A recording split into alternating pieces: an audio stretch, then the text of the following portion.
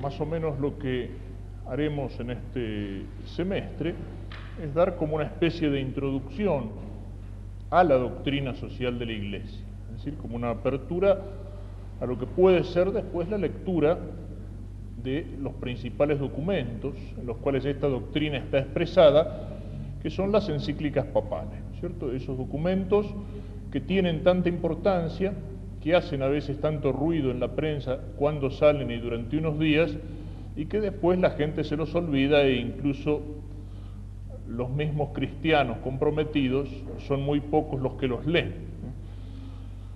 Al dar esta introducción, en esta introducción a la doctrina social de la Iglesia, en primer lugar veremos la definición de la misma, un poco ampliamente. Después, algunos de los principios fundamentales de esta doctrina, algunas normas acerca del valor que tienen estos documentos en el magisterio de la Iglesia, cómo interpretarlos y cómo leerlos,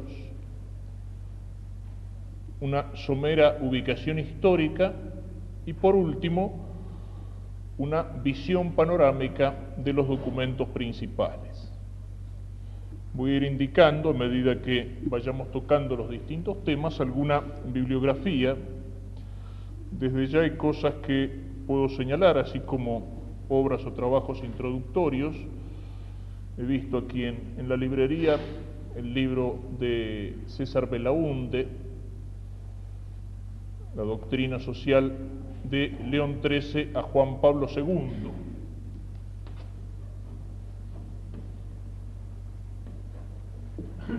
Y también el de Carlos Sacheri, el orden natural.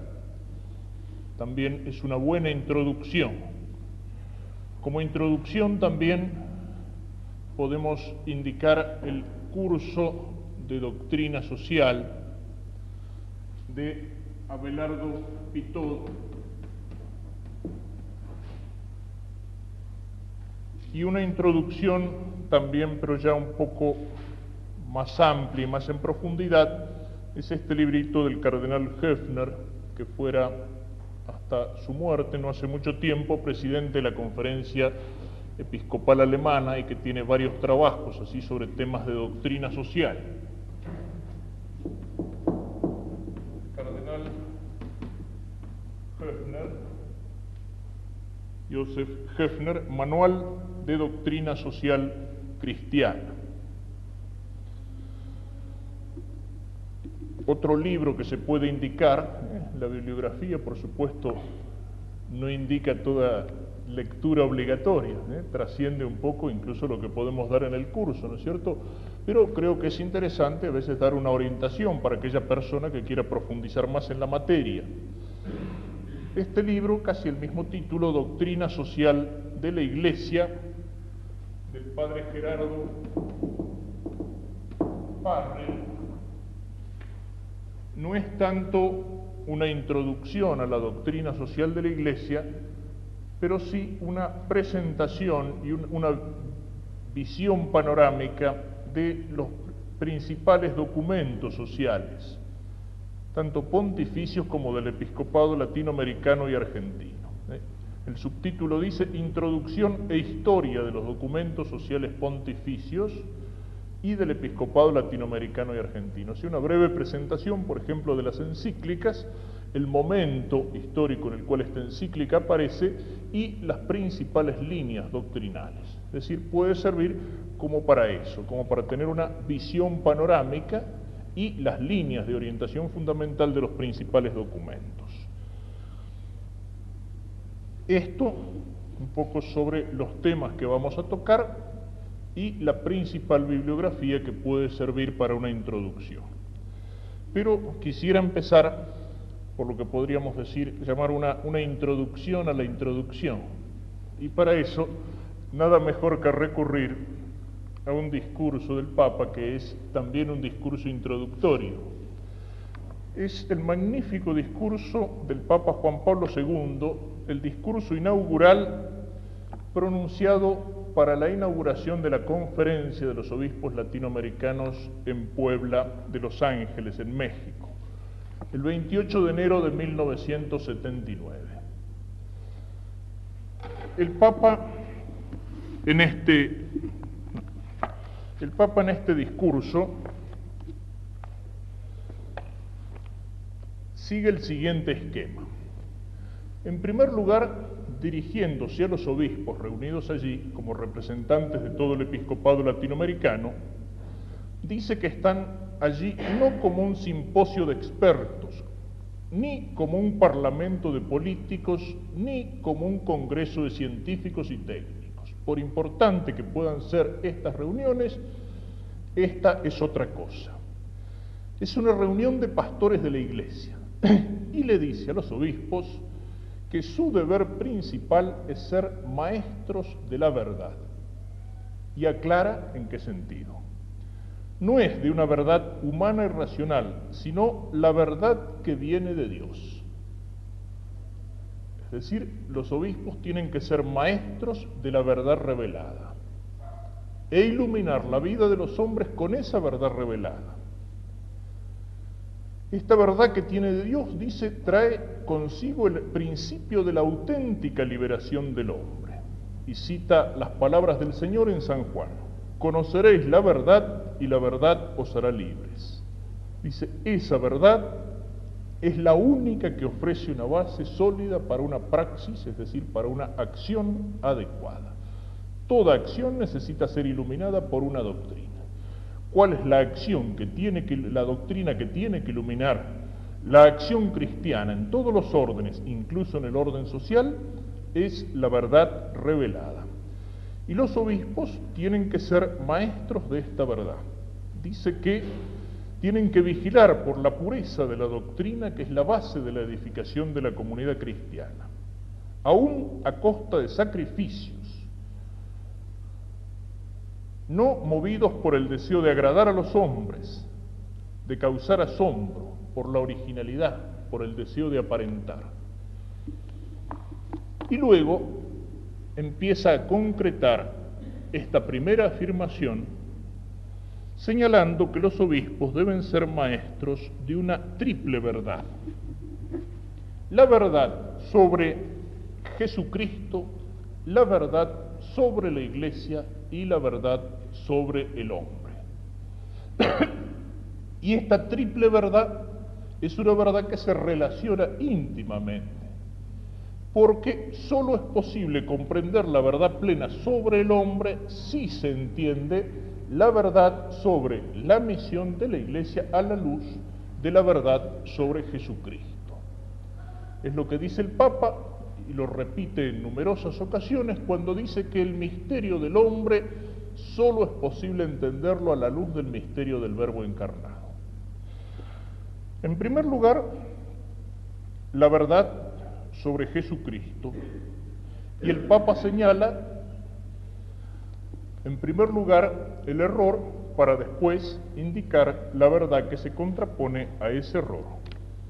En nuestro tiempo hay muchas deformaciones acerca de la persona de Cristo que el Papa llama o denomina relecturas del Evangelio, es decir, como volver a leer el Evangelio con una óptica distinta de la óptica en la cual Dios quiso revelarlo, y entonces caer en un error interpretando parcialmente la verdad de Cristo.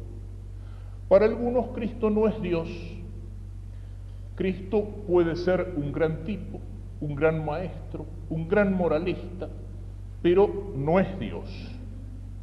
Entienden a Cristo como un político, a Cristo como un revolucionario, a Cristo como un hombre comprometido con una lucha puramente humana, etc.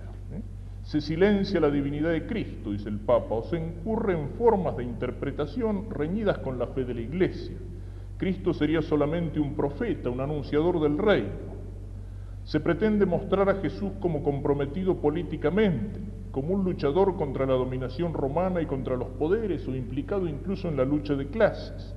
Esta concepción de Cristo como político, revolucionario, como el subversivo de Nazaret, no se compagina con la catequesis de la Iglesia.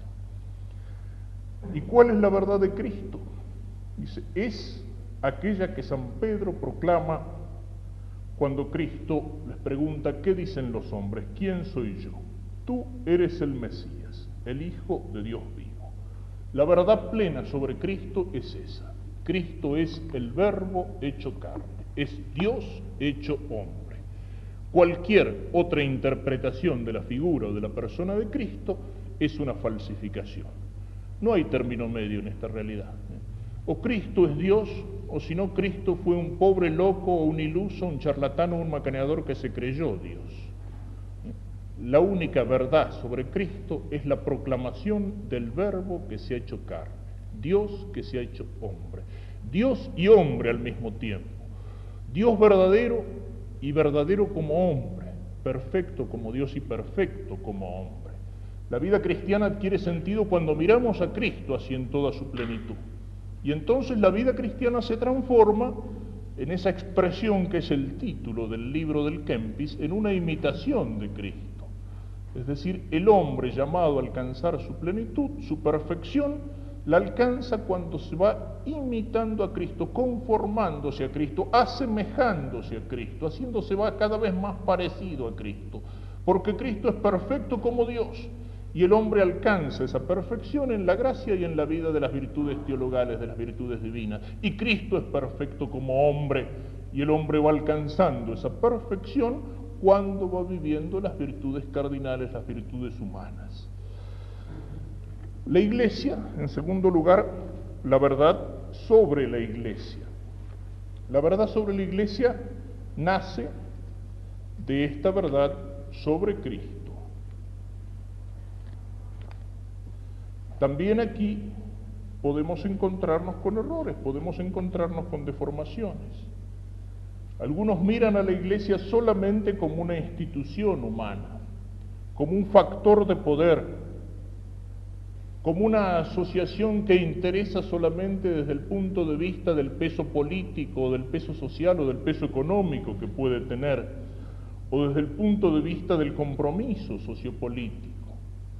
Algunos la miran solamente como una institución, como un conjunto de estructuras y de factores de poder, y desconfían de esa iglesia a la que llaman institucional u oficial, queriendo oponerle otra iglesia que es una iglesia del puro espíritu. O confunden, dice el Papa, el reino de Dios con el reino del hombre. Es decir, ven la misión de la Iglesia exclusivamente en el plano horizontal, en el plano de un compromiso temporal, sociopolítico, como si la Iglesia fuera un partido, un sindicato, una fuerza revolucionaria, un movimiento de animación espiritual de la democracia universal o del socialismo, lo que fuera. La Iglesia es más que eso, porque continúa la misión de Cristo. La Iglesia es como Cristo, es una prolongación de la encarnación del Verbo. Y la Iglesia es una institución humano-divina. Es decir, tiene una misión aquí en la tierra, pero esa misión no se agota aquí en la tierra, sino que la misión de la Iglesia trasciende las estructuras humanas. Misión, dice el Papa, de anunciar el reino de Cristo y de Dios e instaurarlo en todos los pueblos, y constituye en la Iglesia el germen y el principio de este reino.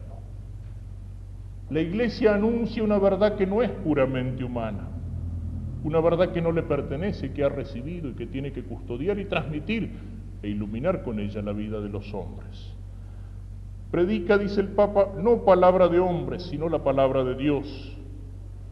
Y esa es la misión de los pastores, dice, predicarse no a sí mismos ni a sus ideas personales, sino el Evangelio de Cristo.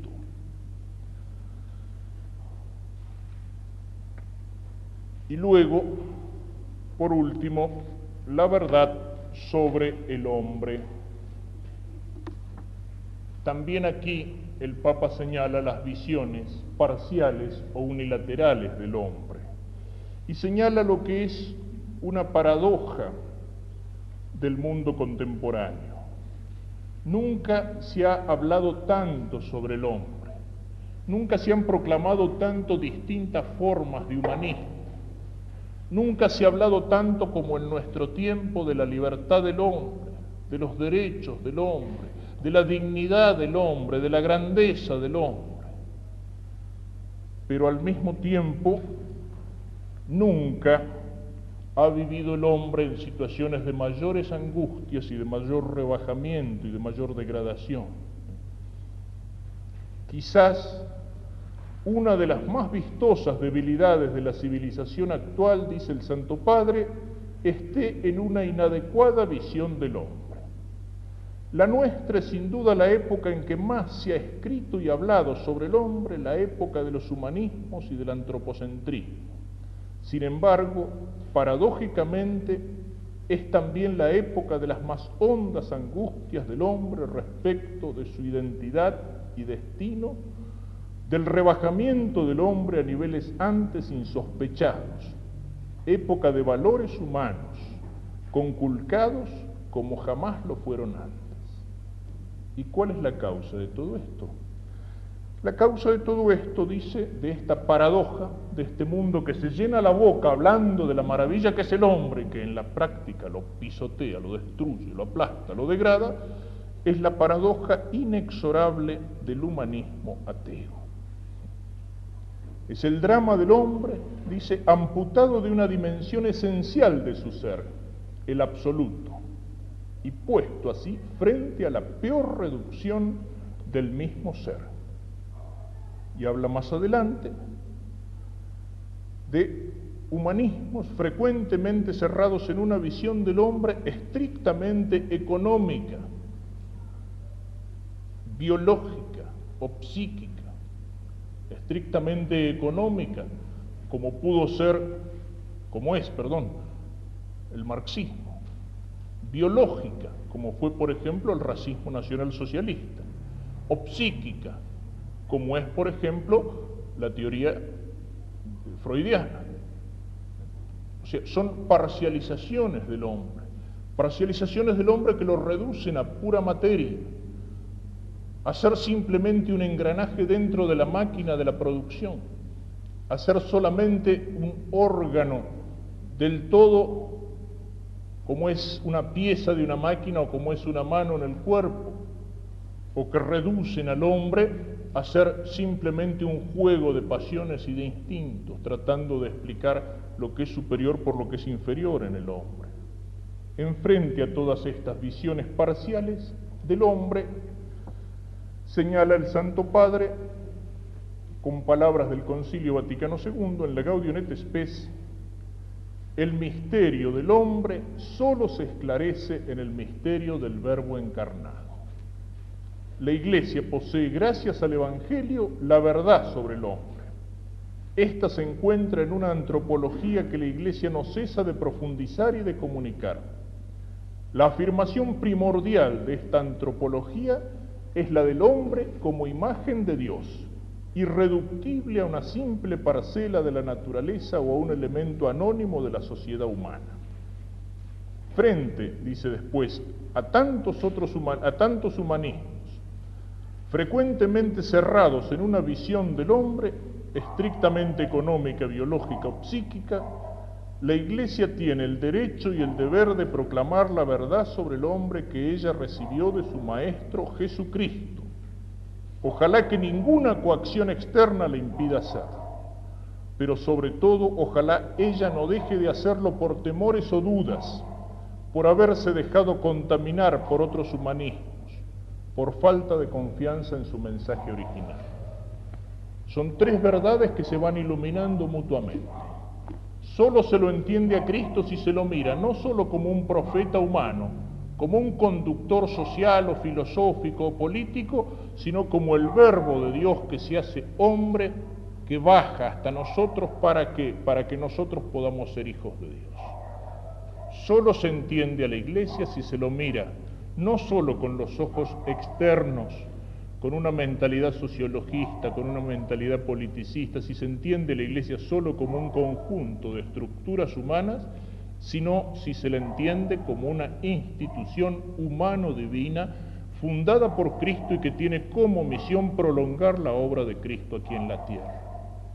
Y como consecuencia de esto, solamente se puede entender el hombre si se lo mira en su condición de hijo de Dios, de imagen de Dios, y así entenderlo, como dice el Papa, a la luz del Verbo encarnado.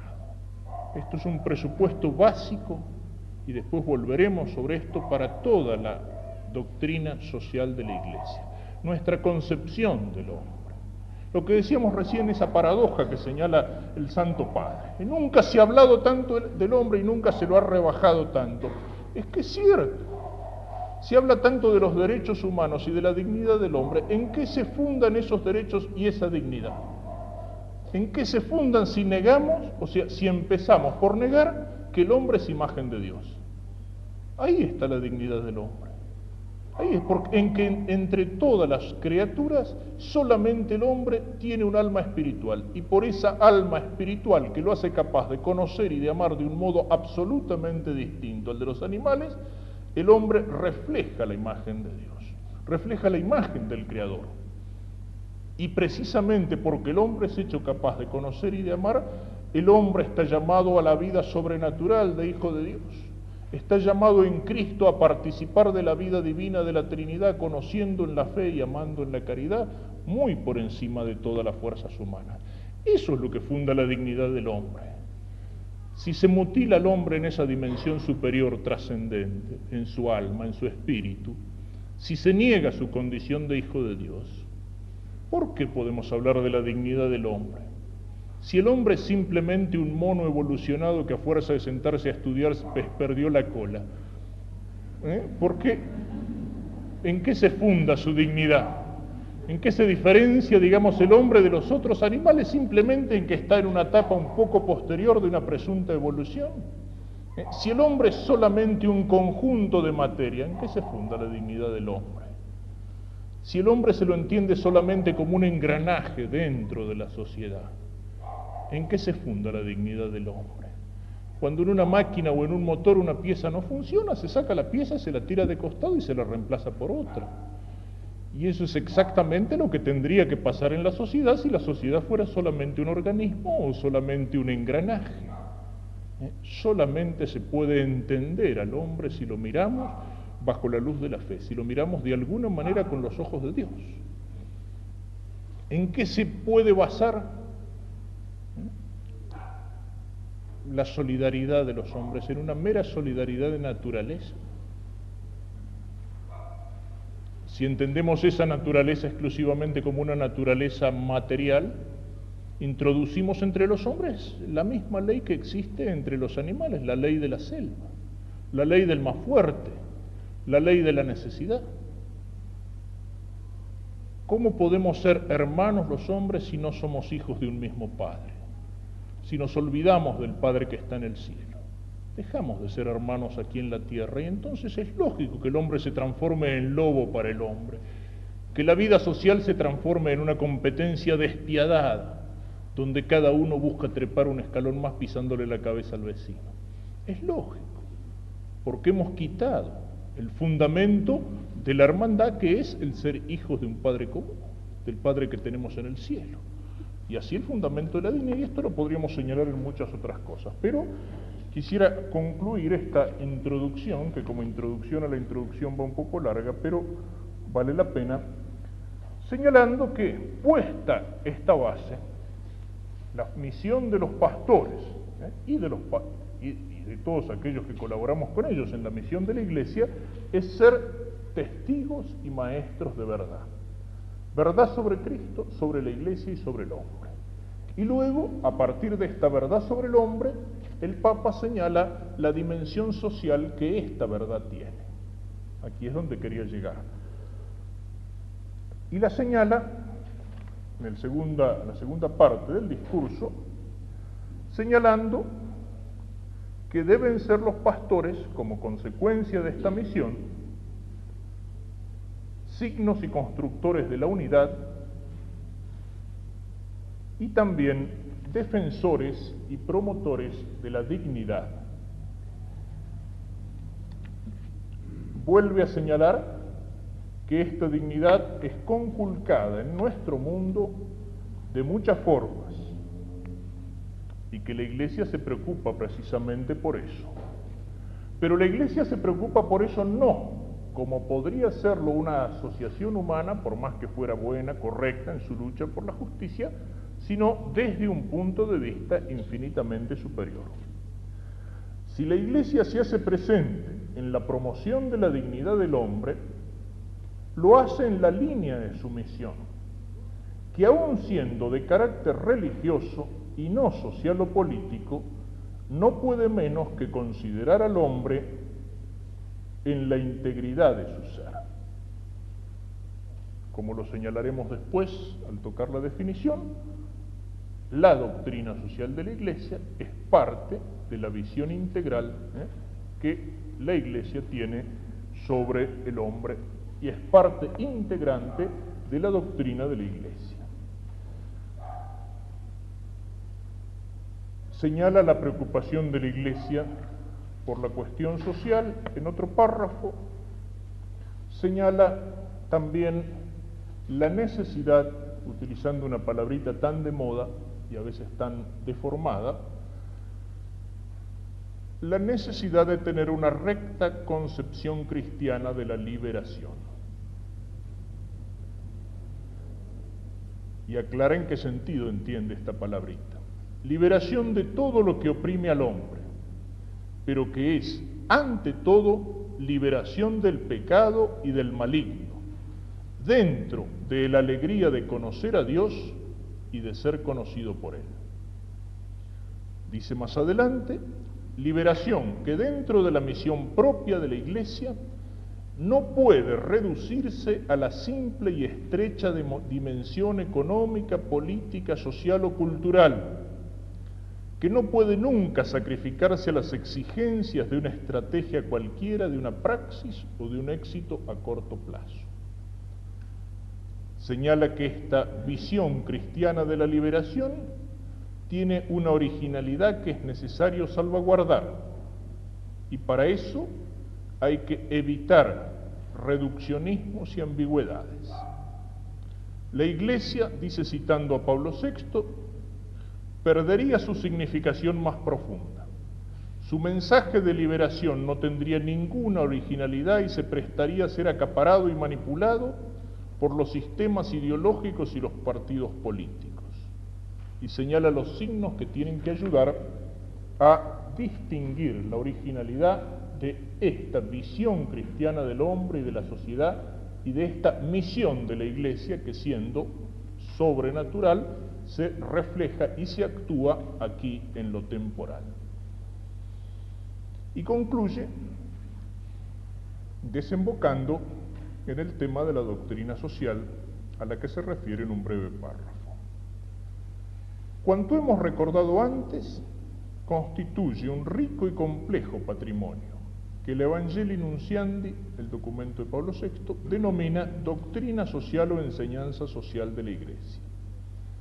Esta nace a la luz de la palabra de Dios y del magisterio auténtico, de la presencia de los cristianos en el seno de las situaciones cambiantes en el mundo, en contacto con los desafíos que de esas provienen. Tal doctrina social comporta, por tanto, principios de reflexión, pero también normas de juicio y directrices de acción. Nace de la palabra de Dios, del magisterio de la Iglesia y de la contemplación de las circunstancias del mundo en que vivimos. Comporta principios de reflexión, doctrina, normas de juicio, la doctrina que ilumina la práctica, y directrices de acción, la aplicación a la práctica. Y dice el Santo Padre, confiar responsablemente en esta doctrina social, aunque algunos traten de sembrar dudas y desconfianzas sobre ella, estudiarla con seriedad, esto viene para nosotros, procurar aplicarla también, enseñarla, ser fiel a ella, es en un hijo de la Iglesia garantía de la autenticidad de su compromiso en las delicadas y exigentes tareas sociales y de sus esfuerzos en favor de la liberación o de la promoción de sus hermanos. Es decir, para salvaguardar la originalidad del mensaje de la Iglesia, que ilumina y procura transformar la situación del hombre y de la sociedad iluminado a su vez por esa triple verdad sobre Cristo, sobre la Iglesia y sobre el hombre, ¿dónde tenemos la garantía? No es en la orientación que nos da la Iglesia en su doctrina social. Vuelvo a señalar este párrafo que nos tiene que dar la importancia de la materia. Confiar responsablemente en esta doctrina social, aunque algunos traten de sembrar dudas y desconfianza sobre ella. Estudiarla con seriedad, procurar aplicarla, enseñarla, ser fiel a ella, es en un hijo de la Iglesia garantía de la autenticidad de su compromiso en las delicadas y exigentes tareas sociales y de sus esfuerzos en favor de la liberación y de la promoción de sus hermanos. Permitid, pues, que recomiende a vuestra especial atención pastoral la urgencia de sensibilizar a vuestros fieles acerca de esta doctrina social de la Iglesia, dice el Papa a los obispos. Y señala que todo esto vale particularmente en relación con los laicos, a los cuales, según el concilio que cita aquí, competen a los laicos propiamente, aunque no exclusivamente, las tareas y el dinamismo seculares, es decir, la acción en el mundo. Todo esto entonces nos da como una pequeña introducción y al mismo tiempo nos señala por boca del Santo Padre la importancia de esta doctrina social de la Iglesia. Con esto podemos acercarnos hacia una definición que nos lleve a precisar algunos de los elementos que ya hemos señalado aquí. ¿Qué es la doctrina social de la Iglesia? Y para señalar qué es, tenemos que decir dos o tres cosas que no es. En primer lugar, no es solamente una selección de conocimientos sociológicos útiles para la formación cristiana, una especie de diccionario de cuestiones sociales. Tampoco es un rejuntado de indicaciones prácticas para resolver la cuestión social.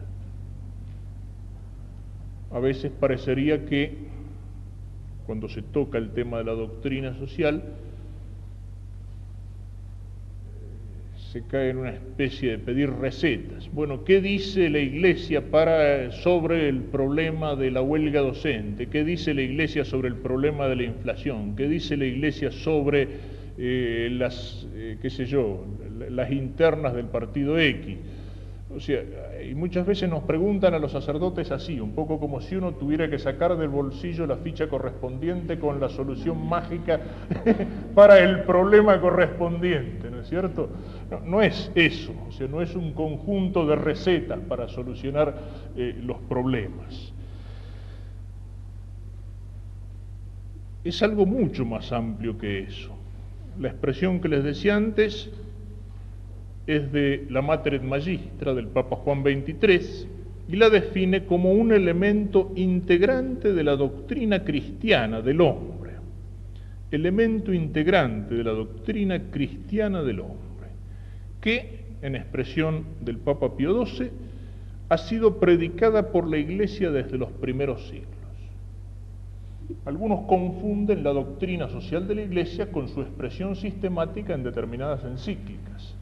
Y entonces también es un argumento que lo he escuchado a veces, claro, a mediados del siglo pasado nace el marxismo, se empieza a difundir el socialismo, el anarquismo, la Iglesia ve que las masas se le escapan de las manos y entonces, con retardo, como siempre, el Papa León XIII inventa la doctrina social de la Iglesia cuando publica la encíclica Rerum Novarum.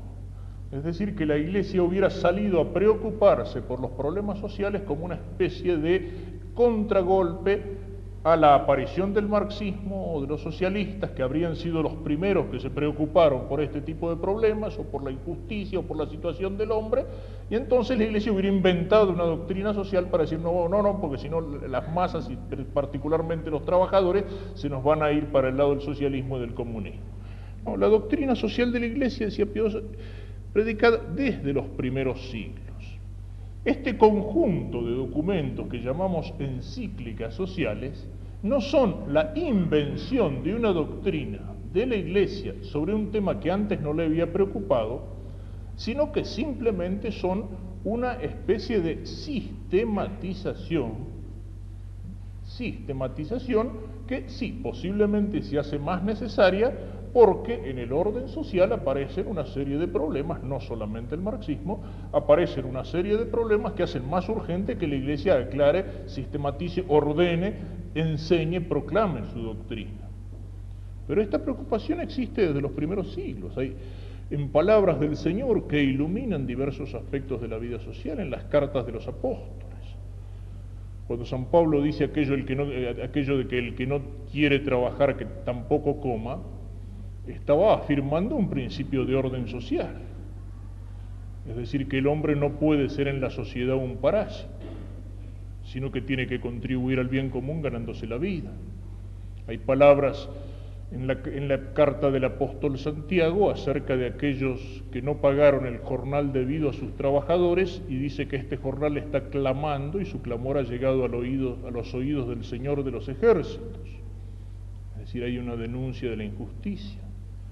En los escritos de los santos padres durante los primeros siglos de la Iglesia son abundantes e incluso muy fuertes las referencias a determinados temas de este tipo.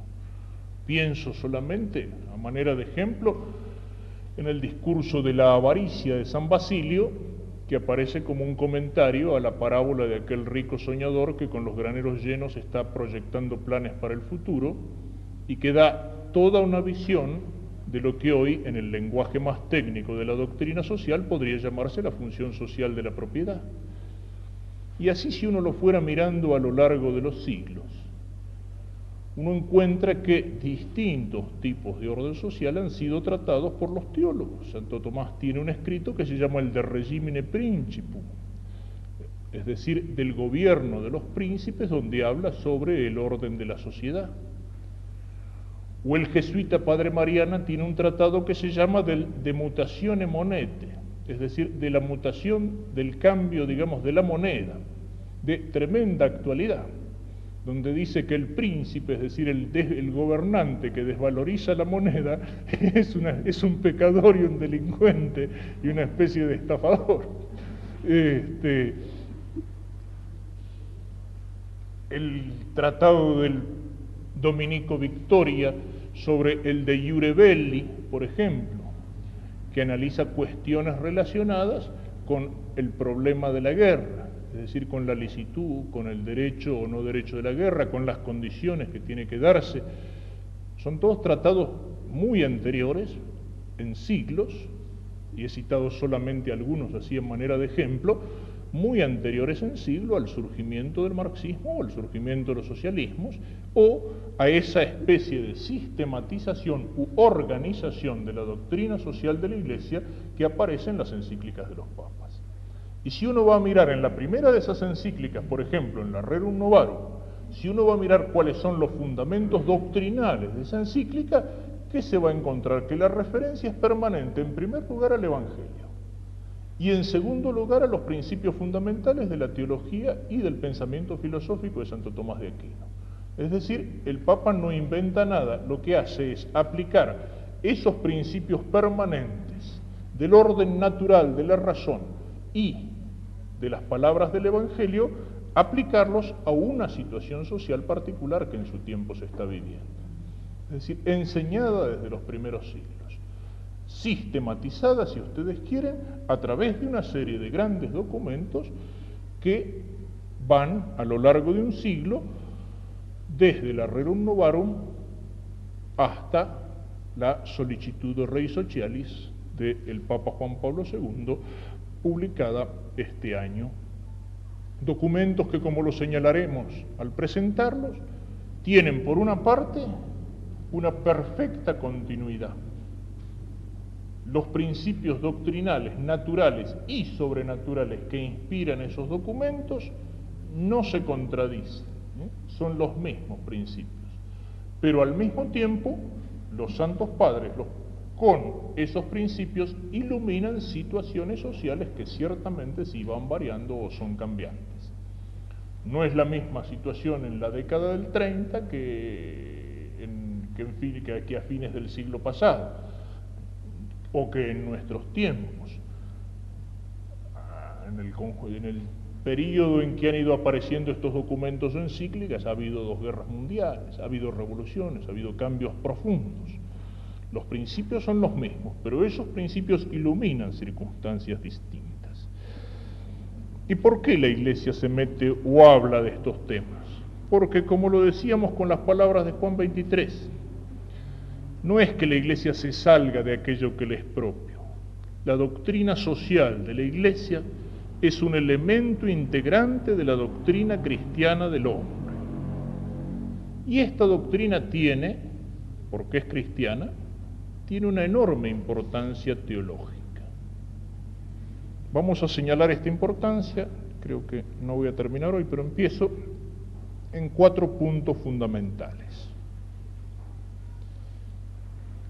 Sigo en esto, principalmente al cardenal Höffner, en uno de sus primeros capítulos. ¿Cuál es la importancia que tiene que nosotros, como cristianos, como católicos, nos preocupemos de estos temas? El primero de los argumentos responde a una tentación que aparece muchas veces en muchos católicos, que es la tentación del individualismo. Es decir, entender la religión como un asunto totalmente privado y personal entre Dios y yo. Esto aparece en la mentalidad de muchos católicos. No recuerdo el confesor de qué rey, uno de estos grandes santos de la historia. Dicen que una vez el rey se confiesa, y se confiesa de todos sus pecados personales. Y cuando termina la confesión, el confesor le dice, muy bien, dice, estos son los pecados de fulanito, dice, ahora los pecados del rey. Es decir, tu responsabilidad, tu dimensión social. Podríamos decir que muchas veces podría pasar lo mismo.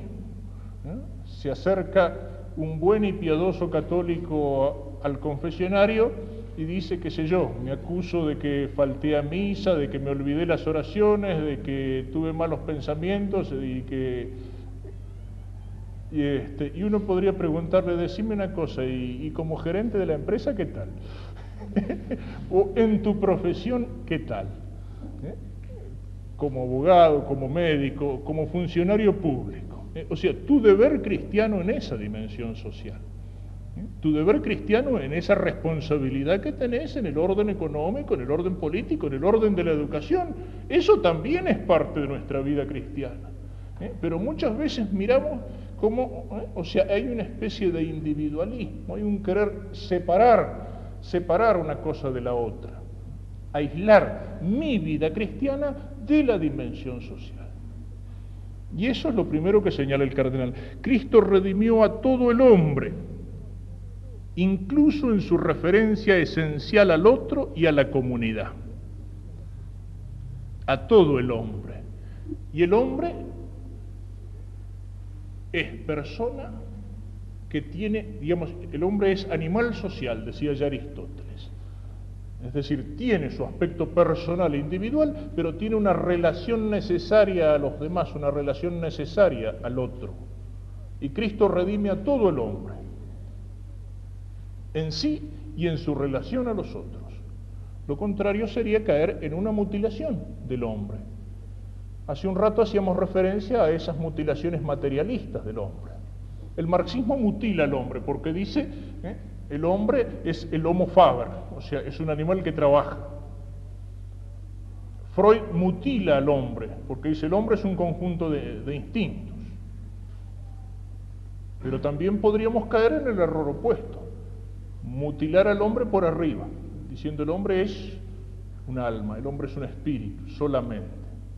y negar al hombre en su parte material o negar al hombre en su totalidad, en su dimensión social, en su relación con los demás. Relación que se concreta en la familia, que se concreta en la profesión, en el ambiente de trabajo, en la dimensión política, en la dimensión económica. Es decir, Cristo redimió a todo el hombre, a todo el hombre. Esto es importante señalarlo, hay un sobrenaturalismo a veces en esto que es deformante. Después al completar señalaremos cómo hay un pendant, digamos, cómo hay una relación dialéctica entre los dos errores opuestos. Segunda afirmación de por qué uno como católico tiene que interesarse por esto.